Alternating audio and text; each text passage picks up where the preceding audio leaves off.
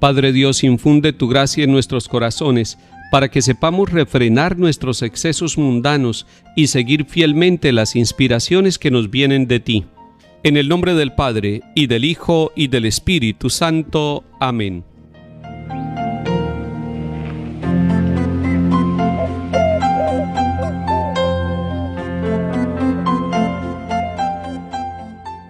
Lectura de la profecía de Oseas, capítulo 14. Así dice el Señor: conviértete al Señor Dios tuyo, porque tropezaste por tu pecado. Prepara tu discurso, vuelve al Señor y dile: perdona del todo la iniquidad, recibe benévolo el sacrificio de nuestros labios. No nos salvará Asiria, no montaremos a caballo, no volveremos a llamar Dios a la obra de nuestras manos. En ti encuentra piedad el huérfano. Yo curaré sus extravíos, los amaré sin que lo merezcan. Mi cólera se apartará de ellos, seré para Israel como rocío, florecerá como azucena, arraigará como el Líbano, brotarán sus vástagos, será su esplendor como el olivo, su aroma como el Líbano. Vuelve a descansar a su sombra, harán brotar el trigo, florecerá como la viña, será su fama como la del vino del Líbano. Efraín, ¿qué te importan los ídolos? Yo le respondo y le miro. Yo soy como un ciprés frondoso, de mí proceden tus frutos. ¿Quién es el sabio que lo comprenda, el prudente que lo entienda? Rectos son los caminos del Señor, los justos andan por ellos, los pecadores tropiezan en ellos. Palabra de Dios, te alabamos, Señor.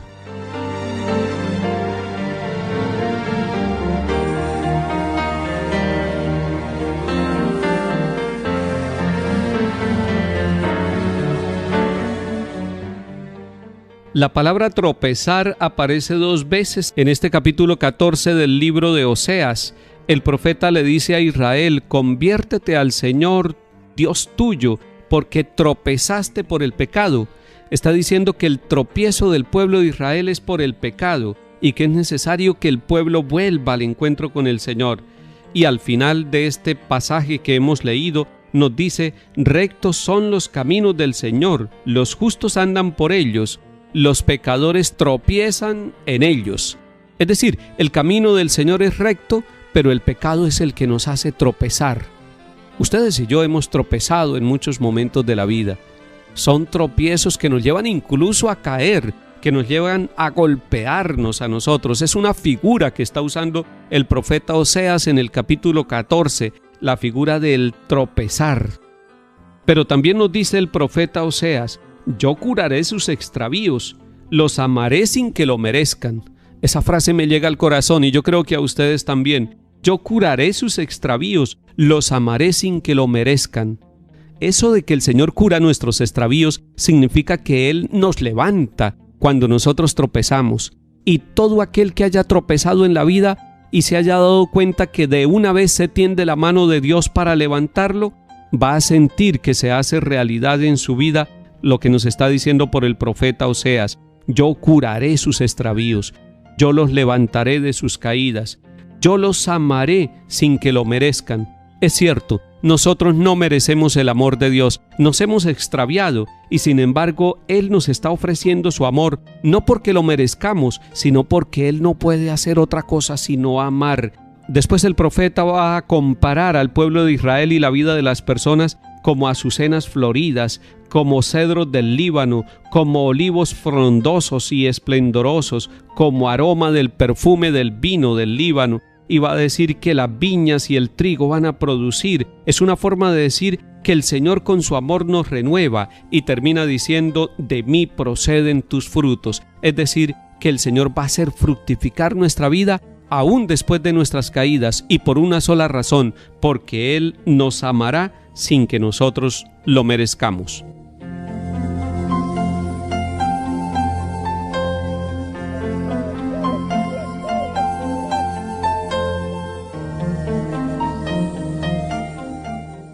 Salmo 80. Yo soy el Señor Dios tuyo, escucha mi voz. Oigo un lenguaje desconocido. Retiré sus hombros de la carga y sus manos dejaron la espuerta. Clamaste en la aflicción y te libré. Te respondí oculto entre los truenos. Te puse a prueba junto a la fuente de Meribá. Escucha, pueblo mío, doy testimonio contra ti. Ojalá me escucharas, Israel. No tendrás un Dios extraño, no adorarás un Dios extranjero. Yo soy el Señor Dios tuyo que te saqué del país de Egipto. Ojalá me escuchara mi pueblo y caminara Israel por mi camino. Te alimentaría con flor de harina, te saciaría con miel silvestre.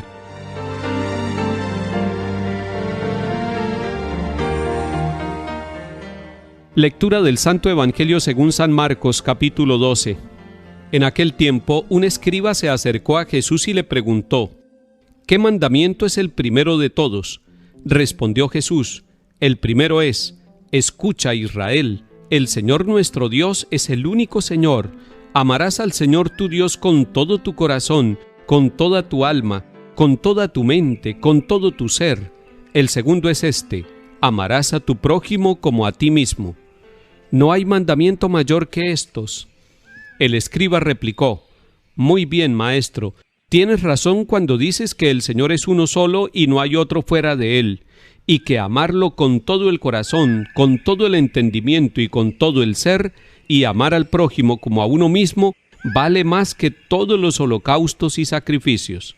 Jesús, viendo que había respondido sensatamente, le dijo: No estás lejos del reino de Dios. Y nadie se atrevió a hacerle más preguntas. Palabra del Señor. Gloria a ti, Señor Jesús.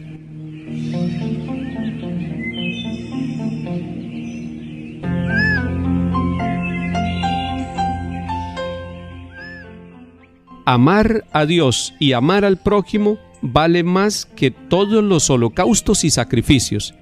Esta es la gran enseñanza que nos da Jesucristo el Señor y brota de sus labios. Se la dijo a un letrado que le preguntó cuál era el principal mandamiento. Seguramente este letrado se sabía los 600 mandamientos y más que el pueblo de Israel tenía, pero no lograba clasificarlos, cuál era el más importante, porque sabiendo cuál era el más importante, trataría de apuntar toda su vida y de orientarla a ese primer mandamiento. Y por eso el Señor Jesús, tomando el Antiguo Testamento, textos del Deuteronomio y del Levítico, le dice: el primer mandamiento es amar a Dios con todo el corazón, con todo el alma, amar al prójimo como a ti mismo.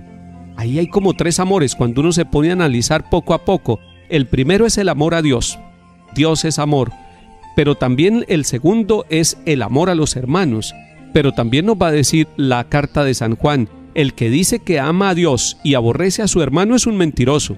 Es decir, estos amores van unidos. No se puede decir yo amo a Dios sí lo amo porque Él me da todo, pero a mis vecinos, a mis amigos, a mis compañeros, a mis familiares no los soporto.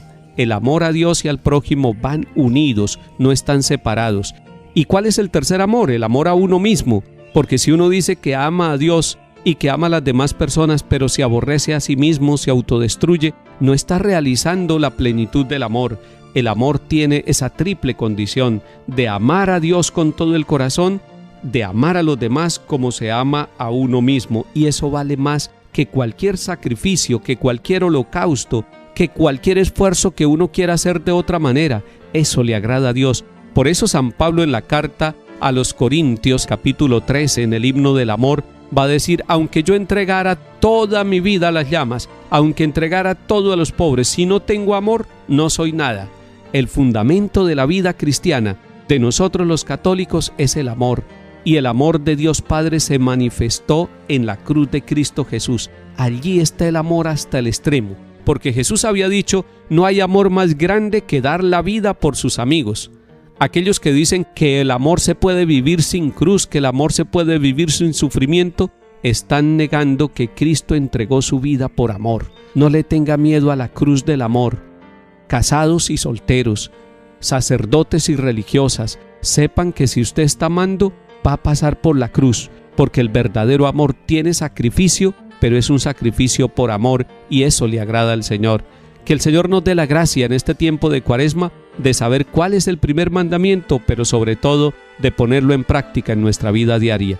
En el nombre del Padre, y del Hijo, y del Espíritu Santo. Amén.